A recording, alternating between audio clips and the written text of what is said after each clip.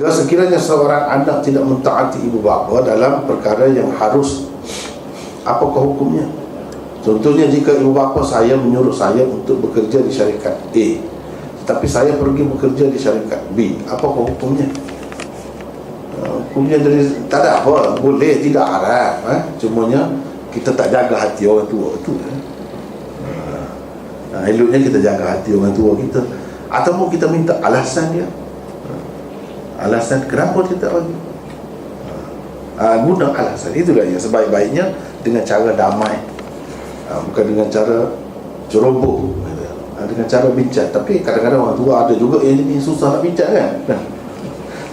Kalau macam tu kita boleh langgar, tidak kata masuk dalam deraka kepada ibu bapa, tak termasuk. Kecuali kalau ada sesuatu yang besar lah yang dia tak mahu cerita, kita percaya kepada dia lah. Itulah yang sebaik-baiknya begitulah.